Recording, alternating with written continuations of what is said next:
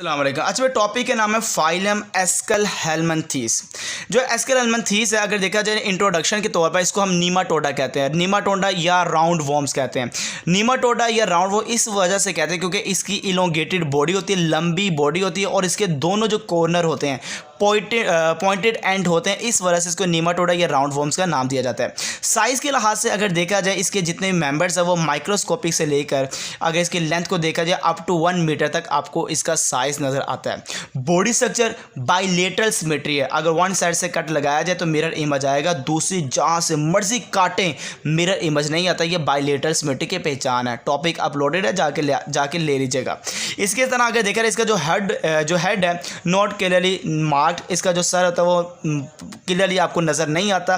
Triploblastic होती हैं, 3 layers होती हैं, एक्टोडर्म होती है, मेसोडर्म होती है, एंडोडर्म होती है, सीडोसिलोमेट होते हैं। मतलब कि इसके पास जो बॉडी कैविटी है वो प्रॉपर नहीं है, फॉल्स बॉडी कैविटी मौजूद है, सीडोसिलोमेट। ये भी टॉपिक अपलोडेड है सीडोसिलोमेट के बारे में, क्या होता है।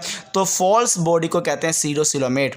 इसके पास जो ट्यूब होती है विद इन द ट्यूब, इसका जो डाइजेस्टिव सिस्टम होता है वो एक नाली के अंदर होता है, इसलिए हम कहते हैं tube with in the tube. इसके अंदर डाइजेस्टिव सिस्टम मौजूद होता है। अनसेगमेंटेड होता है, इसके अंदर सेगमेंट नहीं होते, फ्लैट बॉडी होती है। अनसेगमेंटेड इसका जो बॉडी है वो आपको दिखाई देती है। बॉडी सिस्टम या लाइफ प्रोसेस के लिहाज से डाइजेस्टिव सिस्टम एलिमेंट्री कनाल है, माउथ से स्टार्ट होता है, एनस तक जाता है। मगर जो सिंपल एलिमेंट्री कनाल होती है पैरासाइट्स के अंदर, बहुत सादा तरीन स्ट्रक्चर आपको नजर आता है डाइजेस्टिव सिस्टम एस्केलहेलमिन्थेस के अंदर। एक्सीलिटी सिस्टम के लिए 2 लॉन्गिट्यूडनल एक्सीलिटी कनाल होती हैं। इसके बाद जो बाहर खारिज करने वाली नाली होती है एक्सीलिटी कनाल है, 2 होती हैं लॉन्गिट्यूडनल।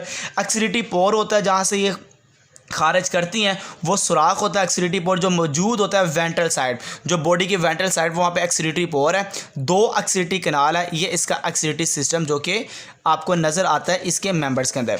नर्वस सिस्टम के लिहाज से देखा जाए, फ्रंजियल नर्व रिंग्स होती हैं। इसके बाद फेरेंक्स के पास ये फ्रंजियल नर्व रिंग्स होती है। Dorsal ventral 2 lateral nerve cords होते हैं। ये आपको नर्व कॉर्ड नज़र आता है जो कम्युनिकेट करते हैं पूरी बॉडी को। जैसे डोर्सल नर्व कॉर्ड है, ये वेंट्रल नर्व कॉर्ड है, ये फेरेंक्स है। तो इसके पास अगर देखा जाए नर्व कॉर्ड्स मौजूद होते हैं। और इसके बाद कुछ सेंस ऑर्गन होता है जिसको सेंसरी पेपिलाई कहते हैं। तो जो सेंसरी पेपिलाई है, सेंस ऑर्गन है जो कि सेंस रखते हैं डिफरेंट, आप ये कह सकते हैं कि बॉडी के जो कम्युनिकेशन में मदद देते हैं एज ए सेंस ऑर्गन के तौर पर। वो इसके पास स्ट्रक्चर है सेंसरी पेपिलाई होते हैं जो माउथ के पास मौजूद होता है। सर्कुलेटरी सिस्टम एब्सेंट होता है, रेस्पिरेटरी सिस्टम भी एब्सेंट होता है। लोकोमोशन में देखा जाए सर्कुलर मसल एब्सेंट होते हैं और इनकी जो लोकोमोशन है वो undulating waves of contraction and relaxation of muscle है। तो ये अपने मसल के वेव की फॉर्म में मूवमेंट करवाते हैं जो कि कंट्रैक्शन और रिलैक्सेशन की मदद से होती है, और वो मेरे बच्चे मूव करते हैं one side to and other side. तो सर्कुलर मसल नहीं होती है, मगर दूसरी मसल की मदद से ये अनड्यूलेटिंग वेव्स प्रोड्यूस करते हैं of contraction and relaxation of muscle की वजह से, जिसकी वजह से अपनी पोजीशन को चेंज करता है। रिप्रोडक्शन में सेक्स सेपरेट है, लार्वल स्टेज मौजूद होती है जो, और इसके सेक्स सेपरेट है, फीमेल अलग और मेल अलग है। इस ये हर्माफोडाइट नहीं है। हर्माफोडाइट में क्या होता था कि जिसमें मेल कैरेक्टर भी है और फीमेल भी है एक इंडिविजुअल के अंदर, वो हर्माफोडाइट था। ये हर्माफोडाइट है। इसके जो सेक्स सेपरेट होते हैं, मेल सेपरेट और फीमेल सेपरेट है। इंपॉर्टेंस पैरासाइटिक डिजीज़, ये आपने बड़ा इंपॉर्टेंट पॉइंट को याद रखना है। एक है एस्करिस लम्ब्रिकोइड्स, इसका मेंबर है जो कि इंटेस्टाइनल पैरासाइट ऑफ मैन है। हमारे जिस्म के अंदर इंटेस्टाइनल पैरासाइट है जिसका नाम है एस्करिस लम्ब्रिकोइड। एक का नाम है रबाडाइट्स। जो रबाडाइट्स है ये सोइल के अंदर नज़र आता है, ऑर्गेनिक मैटर के अंदर नज़र आता है, वाटर के अंदर नज़र आता है। इवन के जो पखाना है, फीसिस है, मैन और एनिमल्स, उसके अंदर रबाडाइट्स नज़र आता है जो मेंबर है एस्केलहेलमिन्थेस का। एंट्रोबायस वर्मिकुलरिस, जिसको एंट्रोबायस वर्मिकुलरिस भी कहते हैं, जिसका दूसरा नाम देते हैं पिन वॉर्म्स। ये अगर देखा जाए ह्यूमन की सीकम कोलोन अपेंडिक्स के अंदर आपको नज़र आता है।